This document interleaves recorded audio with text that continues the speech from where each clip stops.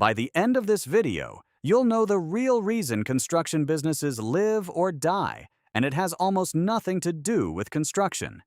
Gorilla wanted to build something real, not an app, not a spreadsheet, not another Zoom call that could have been an email, something you could touch, something you could point at and say, "I made that." So Gorilla started a construction company. He pictured concrete, steel, blueprints unrolled across a hood of a truck, a hard hat sitting slightly crooked, because confident men wear their hard hats slightly crooked.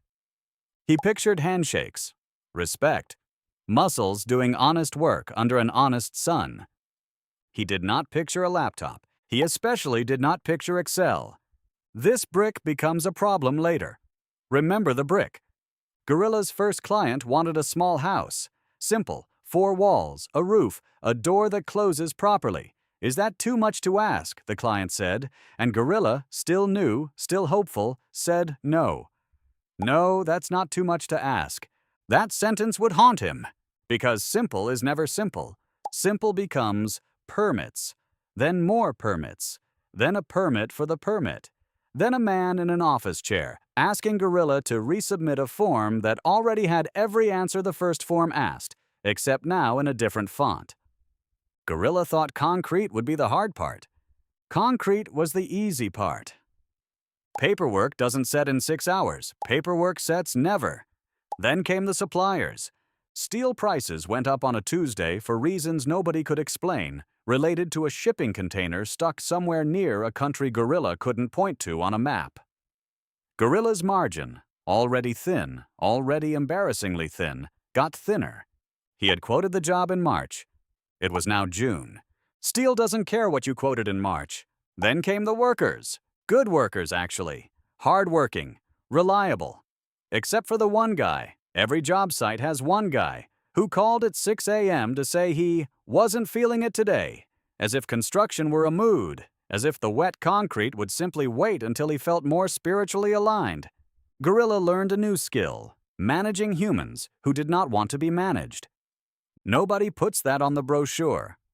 Learn people management is not what he signed up for when he pictured himself pointing at a finished building.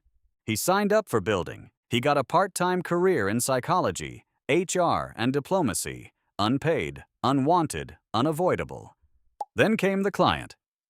The client who wanted marble countertops on a budget for laminate.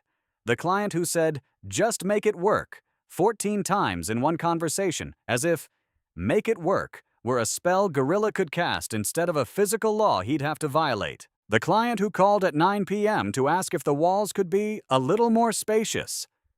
The walls, Gorilla. Spacious. The walls are load-bearing.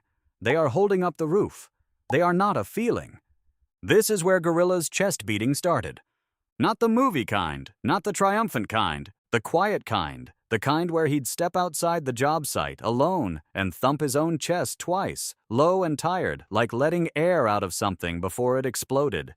Nobody saw it. That was the point. Bamboo helped on good days. He'd sit on a pile of unused lumber, chew a piece slowly, taste the calm return to his shoulders. On bad days, he couldn't taste it at all. Just fiber, just motion. His mouth working, his mind somewhere else entirely, doing math it hated doing. 6 months in, Gorilla understood something nobody warns you about. A construction business doesn't build houses. It survives cash flow. You get paid in stages, but you pay your workers every week. You buy materials up front, but the client pays on completion, which somehow always means 2 weeks after completion, which somehow always means right after Gorilla's own rent is due.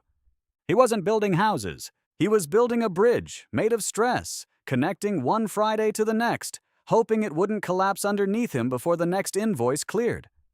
The hardest part wasn't the labor. Gorilla could lift things. Gorilla was built to lift things. The hardest part was the waiting. The invoice sitting in someone's inbox. The "I'll pay you next week" that meant nothing, said by people who somehow always found money for other things. Waiting for money you already earned is its own specific exhaustion. It's not tired arms. It's tired hope. Gorilla started noticing something else, too. Every finished building he drove past, Every single one had a story exactly like his hidden inside it. Every wall someone argued over, every deadline someone cried about at midnight, every brick someone obsessed over like it was going to detonate. He just never used to see it. Now, he couldn't unsee it. By month 8, Gorilla finished the house. The client walked through, ran a hand along the wall, the load-bearing, non-spacious, structurally honest wall, and said quietly, "It's beautiful." Gorilla didn't feel relief. He felt something closer to grief. The kind you feel after a fight that finally ends, win or lose, just because it's over. Walking to his truck, Gorilla passed the wall he'd built first, months ago. The one with the loose brick. He reached out without even looking, pushed it back into place with one finger, and kept walking. Didn't stop. Didn't notice he'd done it.